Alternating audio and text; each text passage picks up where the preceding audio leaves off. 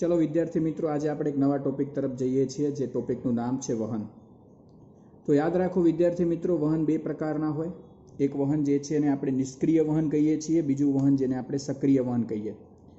નિષ્ક્રિય વહનને આપણે મંદ વહન તરીકે પણ ઓળખીએ છીએ, જ્યારે સક્રિય વહનને આપણે એક્ટિવ ટ્રાન્સપોર્ટેશન તરીકે લઈએ છીએ। નિષ્ક્રિય વહન હંમેશા વધુ સાંદ્રતાવાળા વિસ્તાર તરફથી દ્રવ્ય એની અંદર ઓછી સાંદ્રતાવાળા વિસ્તાર તરફ ગતિ કરતા હોય છે। જ્યારે આ વધુથી ઓછા છે તો અહીંયા સક્રિય વહન ઓછાથી વધારે તરફ હશે। એટલે અણુઓ જે છે પોતાની ઓછી સાંદ્રતાવાળા વિસ્તાર તરફથી વધુ સાંદ્રતાવાળા વિસ્તાર તરફ શું કરવાના છે? ગતિ કરવાના છે। તો આ પ્રકારનું વહન જે છે એને આપણે એક્ટિવ ટ્રાન્સપોર્ટેશન કહીશું, એટલે કે સક્રિય વહન કહીશું। તો એક નિષ્ક્રિય વહન છે આપણી જોડે, અને બીજું છે આપણે જેને આપણે કહીએ છીએ સક્રિય વહન। તો આ બે પ્રકારના વહનને આપણે એક્સપ્લેન કરવાના છે, સમજવાના છે। આપણે ધ્યાનથી સમજીએ। જો સાંદ્રતા ઢોળાંશ અનુસાર વહન થાય, મતલબ મેં તમને એક એક્ઝામ્પલ આપ્યું છું કે જો સાંદ્રતા ઢોળાંશને અનુસાર વહન થશે તો તે વહન નિષ્ક્રિય પ્રકારનું હશે, એટલે કે તે પ્લસથી માઇનસ તરફ હશે। નીચે આવીએ છીએ એટલે ઢોળાંશ તરફ જઈએ છીએ। જો એની વિરુદ્ધ જતા હોઈએ તો, વિરુદ્ધ મતલબ કે ઢોળાંશની વિરુદ્ધ, આપણે ગાડી જો વિરુદ્ધ દિશામાં ચડાવીએ તો એટીપીની શક્તિનો વપરાશ તો થવાનો જ છે। તો સાંદ્રતા ઢોળાંશની વિરુદ્ધ ઓછાથી વધારે તરફ જવા માટે આપણે સક્રિય વહન કરવું પડશે, અને આવું જે સક્રિય વહન જે છે એના કારણે એટીપીની શક્તિનો વપરાશ થાય છે, એ વસ્તુ પ્રૂફ છે। એટલે કે એટીપીની શક્તિ શું થવાની છે? વપરાવાની છે। એવું આપણે વહનની અંદર ભણ્યા છીએ। તો ચાલો બેટા, વહન જે છે વહનની અંદર પણ નિષ્ક્રિય વહનના બે પ્રકાર છે। જુઓ, હવે નિષ્ક્રિય વહનના બે પ્રકાર હું તમને સમજાવું। નિષ્ક્રિય વહનના બે પ્રકારોમાંથી પહેલો પ્રકાર છે જેને આપણે સાદું પ્રસરણ કહીએ, અને બીજું જે પ્રકાર જે છે એને આપણે સાનુકૂલિત વહન તરીકે લેવાના છીએ। સાદું પ્રસરણ શું છે? કોને આપણે સાદું પ્રસરણ કહીશું? દાખલા તરીકે કોઈ પટલ હોય, બરાબર, પટલના અંદરથી કોઈ પણ પ્રકારનો સિદ્ધાંત કામ નથી કરતો। સામાન્ય રીતે અણુઓ જે છે સરળતાથી પસાર થઈ જતા હોય, બરાબર। તો આજે દાખલા તરીકે એક પટલ છે, પટલમાંથી અણુઓ જે છે સરળતાથી પસાર થઈ જાય, તો આવું જે પ્રસરણ છે એને આપણે સાદું પ્રસરણ કહીશું। તો એના માટે મેં એક ડેફિનેશન અહીંયા આગળ આપી છે, બહુ ધ્યાનથી જુઓ બેટા, કે તટસ્થ દ્રવ્યો સામાન્ય પ્રસરણના સિદ્ધાંત મુજબ પટલની આરપાર વહન પામે છે, બરાબર। તો આ પ્રકારનું વહન સાદું પ્રસરણ છે, જેમાં પાણી લઈ શકાય। પાણી પણ પટલમાંથી પ્રસરણ દ્વારા ગતિ કરતા હોય છે।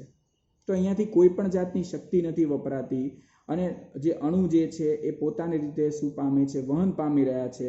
તો આપણે અહીંયા પ્રોબ્લેમ કંઈ નથી, એટલે એને આપણે સાદું પ્રસરણ કીધું।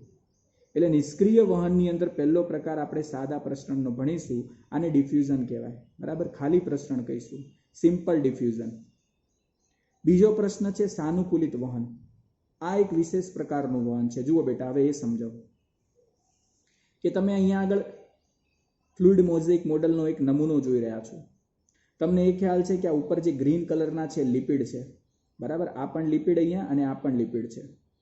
આ લિપિડના ઉપરના ગ્રીન કલરના શીર્ષ છે, અને નીચે મેં તમને આવી જે લાઈનો બતાવી છે એની પૂંછ છે। એટલે ટૂંકમાં લિપિડ દ્વિસ્તરીય છે। એક સ્તર તો ઉપર છે અને બીજું સ્તર આપણે નીચે જોયું।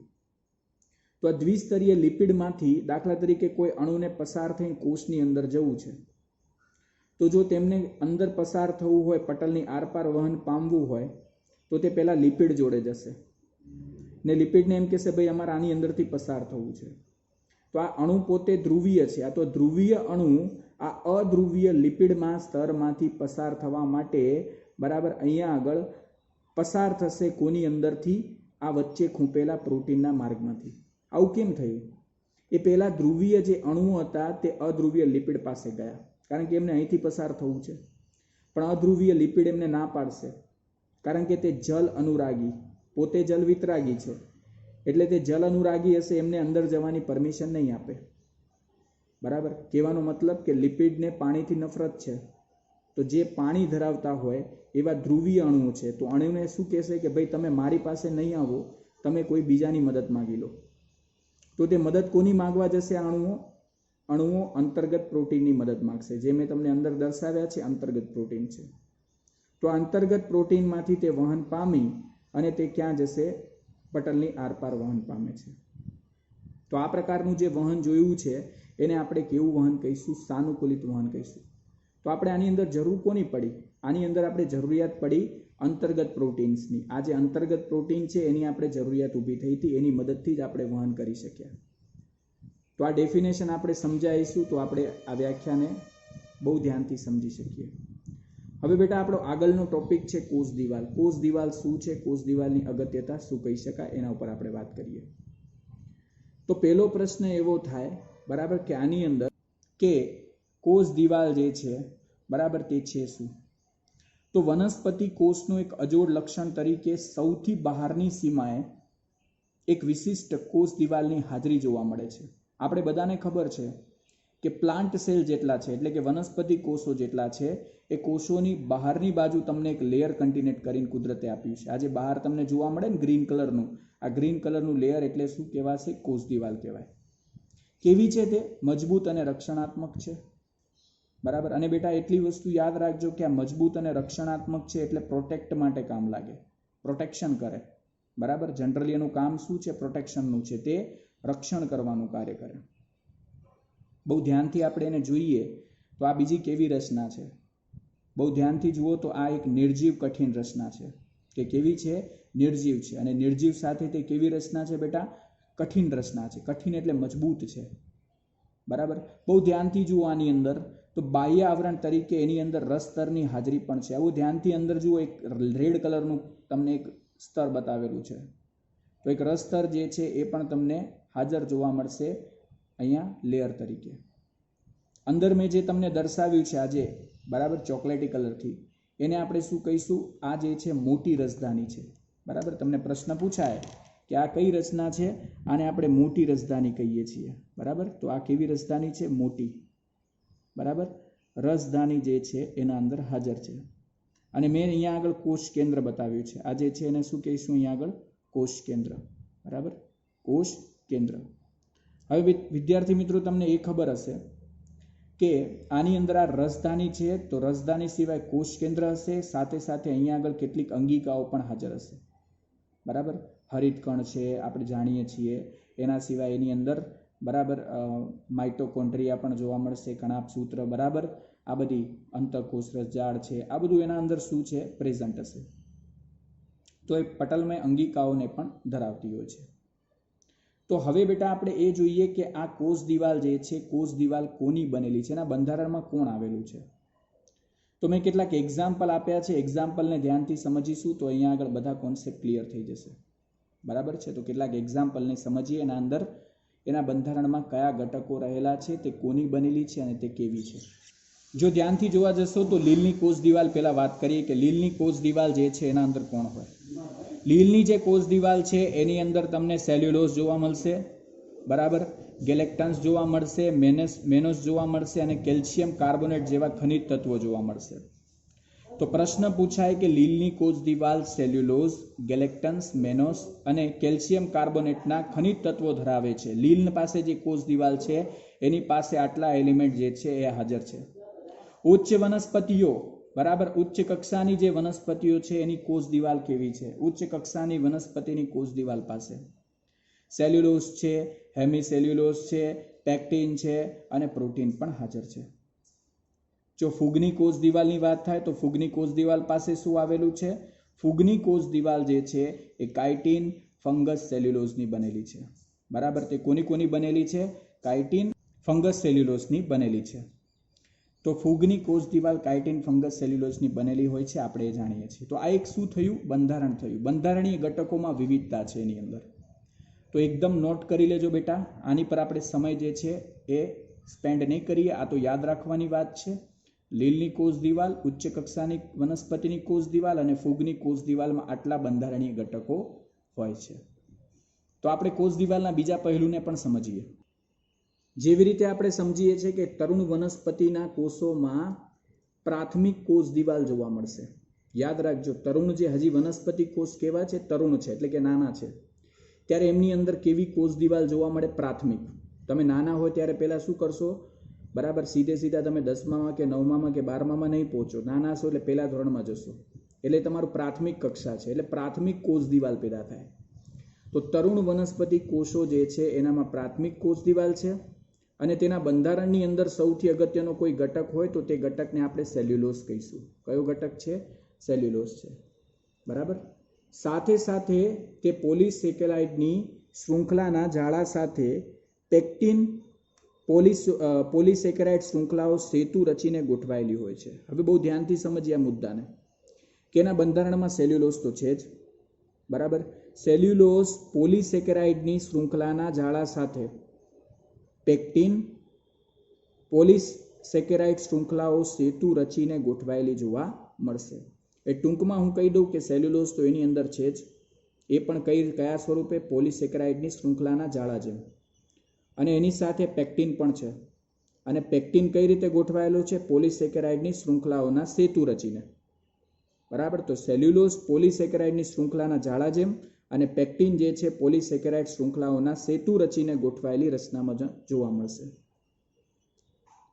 પ્રાથમિક કોષ દિવાલ કેવી છે? આપણે એ જે સમજ્યા ને, તો પ્રાથમિક કોષ દિવાલમાં એક ક્ષમતા છે અને તે ક્ષમતા છે વૃદ્ધિની ક્ષમતા. બરાબર. મતલબ કે જ્યારે વૃદ્ધિ કરવી હશે તો પ્રાથમિક કોષ દિવાલને આપણે યાદ કરીશું. એનામાં તે શું છે? કેપેસિટી રહેલી છે, વૃદ્ધિની ક્ષમતા છે. બરાબર. તો આ ક્ષમતા પરિપક્વતાની સાથે દૂર થઈ જશે. જેવી રીતે અહીંયા આગળ કોષ મોટો થતો જશે, કોષ તરુણ નહીં રહે, પરિપક્વ બનશે, ત્યારે તે ક્ષમતા એની અંદરથી દૂર થઈ જશે. એટલે કે વૃદ્ધિની ક્ષમતા દૂર થઈ જાય. કહેવાનો મતલબ કે પ્રાથમિક કોષ દિવાલ શરૂઆતમાં બનતો હશે ત્યારે એના અંદર વૃદ્ધિ કરવાની ક્ષમતા હશે, તે મોટો થઈ શકે. અને હવે મોટો થઈ ગયો, પરિપક્વ બની ગયો, તો એને હવે એના અંદર વૃદ્ધિની ક્ષમતા નહીં રહે, હવે તે ગુમાવી દેશે, હવે તે વૃદ્ધિ નહીં કરી શકે. બરાબર. તો જેમ જેમ કોષ મોટો થાય, પરિપક્વ થાય, એટલે એના અંદર વૃદ્ધિની ક્ષમતા જે છે એ વૃદ્ધિની ક્ષમતા શું થતી હોય છે? ઘટી જતી હોય છે. બરાબર. તેની સાથે રસસ્તર તરફ, બરાબર, જે રસસ્તર હતું આને આપણે નામ આપીએ છીએ એક્ઝામ્પલ માટે, એની તરફ પ્રાથમિક દિવાલની અંદર એક નવી દિવાલ બનતી હોય, એ દિવાલને આપણે દ્વિતીય કોષ દિવાલ તરીકે ઓળખીએ છીએ. સમજો કે અહીંયા આગળ બે દિવાલો છે, રસસ્તર છે, આ રસસ્તર કહેવાય. બરાબર. અંદરનું જે સ્તર છે ને એને રસસ્તર કહીએ. આવા ઘણા બધા કોષો બનાવેલા છે મેં. આ જે છે બહારની તરફ, આને આપણે કોષ દિવાલ કહીશું. બરાબર. કઈ છે? કોષ દિવાલ. બરાબર. અને કોષ દિવાલ પણ કેવા પ્રકારની છે? પ્રાથમિક છે. ચલો પહેલા આવી દિવાલ બની છે એમ સમજીએ. આ પ્રાથમિક કોષ દિવાલ જે છે એની અંદરની સાઈડ, બરાબર, રસસ્તર અને પ્રાથમિક કોષ દિવાલની વચ્ચે જે જગ્યા છે ત્યાં આગળ એક કોષ દિવાલ વિકસે. બરાબર. એક કોષ દિવાલ આ રીતે હું બનાવું છું. આ કોષ દિવાલને આપણે કેવી કોષ દિવાલ કહીએ છીએ? દ્વિતીય કોષ દિવાલ. તો જ્યારે પ્રાથમિક કોષ દિવાલ જે છે એની વૃદ્ધિની ક્ષમતા પૂરી થઈ જાય એટલે ત્યાં દ્વિતીય કોષ દિવાલ નિર્માણ થવા લાગે. તો પ્રાથમિક પછી કઈ કોષ દિવાલ આવશે? દ્વિતીય કોષ દિવાલ આવે છે. દ્વિતીય કોષ દિવાલના નિર્માણમાં કોણ ભાગ ભજવે છે? હેમિસેલ્યુલોઝ હોય, લિગ્નિન હોય, સુબેરિન યુક્ત સ્થૂલન જમા થાય. બરાબર. તો એના નિર્માણની અંદર હેમિસેલ્યુલોઝ છે, લિગ્નિન છે અને સુબેરિનના સ્થૂલનો જે છે બનતા જોવા મળતા હોય છે. તો આ થઈ કોની વાત? અહીંયા આગળ આપણે વાત કરી છે, બરાબર, પ્રાથમિક કોષ દિવાલ પછી દ્વિતીય કોષ દિવાલ કઈ રીતે નિર્માણ પામે છે એની વાત કરી છે. ચલો મધ્યપટલ કેવો છે? બરાબર. હવે તમે બહુ ધ્યાનથી જોજો. અહીંયા આગળ એક વસ્તુ હું તમને બતાવું છું. પાસેના કોષોને સાંકળતી જે પ્રાથમિક કોષ દિવાલો છે, બરાબર, જુઓ તમને ધ્યાનથી બતાવું. બરાબર. એક આ છે, બરાબર, આ રીતે જુઓ, આ કોષ દિવાલો પાસેના કોષોને શું કરે છે? સાંકળે છે. બરાબર. તો અહીંયા આગળ આ કોષ દિવાલ વચ્ચે સાંકળતી હોય. આ એક કોષની કોષ દિવાલ છે, આ બીજા કોષની કોષ દિવાલ. તો યાદ રાખો, પાસેના કોષો છે એને સાંકળતી જે પ્રાથમિક દિવાલો વચ્ચે અહીંયા આગળ એક, બરાબર, એક શું આવેલો હશે? વિશેષ પ્રકારનો પટલ. આ વિશેષ પ્રકારનો પટલ એક કોષને બીજા કોષને એકબીજા સાથે શું કરે છે? જોડે છે અથવા સાંકળે છે. તો એને આપણે કયા નામથી ઓળખીશું? એને આપણે મધ્યપટલ કહીશું. શું કહીશું? મધ્યપટલ. તો મધ્યપટલનું કામ શું થયું? એક કોષને બીજા કોષ સાથે સાંકળવાનું, આ કોષને આની સાથે જોડવાનું, આ કોષને આની સાથે, આ કોષને આની સાથે, બધા એકબીજા સાથે જોડવાનું કામ કોણ કરશે? મધ્યપટલ કરશે. મધ્યપટલ એટલે જ નામ આપ્યું છે કે તે વચ્ચે આવેલો હોય. બરાબર. હવે યાદ રાખજો, તેનું કામ શું છે? તે આજુબાજુના કોષોને એકબીજાના સંપર્કમાં રાખશે, જકડી રાખે. આ બધા કોષો એકબીજા સાથે કેમ જકડાયેલા છે? કારણ કે એમને જકડે કોણ છે? કેલ્શિયમ પેક્ટેટનો બનેલો મધ્યપટલ. મધ્યપટલની આ ભૂમિકા છે કે તે એકબીજાને કોષો સાથે શું કરે, સાંકળી રાખે અથવા જોડી રાખે છે. બરાબર, અગત્યની વાત આ થઈ છે. તો મધ્યપટલની વાત તમે સમજી ગયા હશો કે તેનું કામ છે બધા કોષોને જકડી રાખવાનું, બધા કોષોને સાચવવાનું કામ જો કોઈ કરે તો એ મધ્યપટલ કરશે. હવે બહુ ધ્યાનથી એક વસ્તુ ધ્યાનથી સમજો, કોષરસ તંતુ ક્યાં આવેલું? આની અંદર કોષરસ તંતુ પણ છે, જેને આપણે પ્લાઝ્મોડેસ્માટા કહીએ. પ્લાઝ્મોડેસ્માટા મતલબ કોષરસ તંતુ કહેવાય બેટા. તો હવે બહુ ધ્યાનથી જુઓ, આ બેનું એક્ઝામ્પલ લઉં છું. એક આ કોષ છે અને એક આ બીજું કોષ છે. એમના વચ્ચે મેં બે લીટા જેવી રચના બતાવી છે, તમને દેખાય? આ જે લીટા જેવી રચના છે એને આપણે શું નામ આપીશું? બરાબર, બસ આને જ આપણે શું કીધું છે? કોષરસ તંતુ કહેવાય. શું કહેવાય? કોષરસ તંતુ. હવે નામ તો તમે જુઓ કે કોષરસ તંતુ આપ્યું છે, એટલે કે કોષરસને ટ્રાન્સફર કરવા માટેનું તંતુ. હવે સમજો કે બે નજીકના કોષો જે છે, આનો કોષરસ અને આનો કોષરસ, આ બંને કોષરસોને કોણ અહીંયા આગળ ટ્રાન્સફર કરાવશે? એક કોષમાંથી બીજા કોષમાં જવા દેશે આ કોષરસ તંતુ. બરાબર, તો કોષરસ તંતુ શું કરશે? આનો કોષરસ આની અંદર જવા દેશે, આનો કોષરસ આની અંદર આવવા દેશે. બરાબર, તો કોષરસ તંતુનું કામ શું છે? તે બે નજીકના કોષોના કોષરસને, કોને? કોષરસને એકબીજાના સંપર્કમાં રાખતા તંતુઓ છે. બરાબર, એકબીજાને સંપર્કમાં રાખતા તંતુઓ છે, એટલા માટે એને આપણે કોષરસ તંતુ કહીએ છીએ. તે ક્યાં આવેલા હોય? તે કોષ દિવાલ તેમજ મધ્યપટલની આરપાર રહેલા હોય. આ કોષ દિવાલો તો છે જ એને, અને આ વચ્ચે જે મધ્યપટલ હોય, વચ્ચે જે પટલ જોવા મળે, મધ્યપટલને પણ પાર કરીને અહીંયા આગળ આરપાર ગોઠવાયેલા હોય. કોણ? આ તંતુઓ, જેને આપણે શું કહીએ છીએ? કોષરસ તંતુ કહીએ. બરાબર, તો આ તંતુઓ નામ યાદ રાખવાના છે, મોસ્ટ ટાઈમ બી છે, એક્ઝામની અંદર તમને પૂછાય. તો કોષરસ તંતુનું કામ બોલો, એવો પ્રશ્ન થાય તો કોષરસ તંતુનું કામ છે એક કોષમાંથી બીજા કોષના કોષરસને શું કરવો? મેન્ટેન કરવો. કોષરસને જાળવવાનું કાર્ય કોણ કરશે? કોષરસ તંતુઓ કરશે. તો પ્લાઝ્મોડેસ્માટાની વ્યાખ્યા તમારા મગજમાં ઘૂસી ગઈ હશે. કોને આપણે કોષરસ તંતુ કહીશું? બરાબર છે, તો યાદ રાખજો. અને એમ પણ ન સમજાય તો અહીંયા બે કોષોને આપણે ડ્રો કરીને એક્સપ્લેન કરીને બતાવીએ તો તમારા મગજમાં એ કદાચ કોન્સેપ્ટ બેસી જાય. તો હું બતાવું છું, બહુ ધ્યાનથી જુઓ બેટા. બરાબર, દાખલા તરીકે હું એક કોષ બનાવું છું. બરાબર, આ એક કોષ છે, સમજો. બરાબર, આ એક કોષ છે અને કોષની સાથે એક બીજો કોષ પણ જોડાયેલો છે. બે કોષો જ બતાવીશ તો તમને જલ્દી ખ્યાલ આવશે. તો આ બે કોષો મેં બતાવ્યા છે. આ બે કોષોની આજુબાજુ તમે જાણો છો આ રીતે હું એક લેયર કન્ટિન્યુટ કરું. બરાબર, આ રીતે. બરાબર, અહીંયા એક લેયર જે છે કોષ દિવાલ કહેવાય, જેને એ ગોઠવાયેલી હશે. બરાબર, કોષ દિવાલ આ રીતે એને શું કરે છે? આ રીતે તેની આસપાસ કોષ દિવાલ ગોઠવાયેલી છે. ચલો, આ મેં ખાલી તમને સમજવા માટે, એક્ઝામ્પલ માટે ડ્રો કરીને બતાવ્યું. હવે જો બેટા, બે કોષો જે છે, બે કોષો વચ્ચે કોષરસને તો ટ્રાન્સફર કરવો પડે, અને કોષરસને ટ્રાન્સફર કરવા માટે એક આવી રચના બનેલી છે, જેને આપણે શું નામ આપ્યું? કોષરસ તંતુ કહેવાય. તો આનો કોષરસ આનામાં પણ જઈ શકે, આનો કોષરસ આની અંદર પણ આવી શકે. આવા તો ઘણા બધા કોષો હોય, તો આપણે તો ખાલી એક્ઝામ્પલ લીધું છે. પણ બેટા, આને આપણે શું નામ આપ્યું? કોષરસ તંતુ. પણ ધ્યાનથી જુઓ કે આમની વચ્ચે એક પટલ આવેલો, આવો એક પટલ હોય. મેં તમને પટલનું નામ શું શીખવાડ્યું હતું? આને આપણે પટલ આપશું મધ્યપટલ કહેવાય. એને કયો પટલ કહેવાય? મધ્યપટલ કહેવાય. તો આ મધ્યપટલ હોય, અને આ જે છે કોષ દિવાલ છે, બહાર તમને જોવા મળે, એને શું કહીશું આપણે? કોષ દિવાલ. તો જે તમે અહીંયા આગળ આ તંતુ જોયો, આ કોષરસ તંતુ પ્લાઝ્મોડેસ્માટા કહેવાય, તે મધ્યપટલને પણ ભેદી નાખે અને કોષ દિવાલને પણ શું કરતા હોય? ભેદતા હોય. એને પણ તે શું કરવાના છે? ભેદતા હોય. તો એટલી વસ્તુ યાદ રાખજો, આ પ્રાથમિક, આ દ્વિતીય કોષ દિવાલોને પણ તે શું કરે? ભેદી લેતા હોય. તો આ વાત થઈ છે અહીંયા આગળ કોષરસ તંતુની. બહુ મોસ્ટ ટાઈમ પી થિયરી છે, પરીક્ષામાં તમને પૂછાઈ શકે.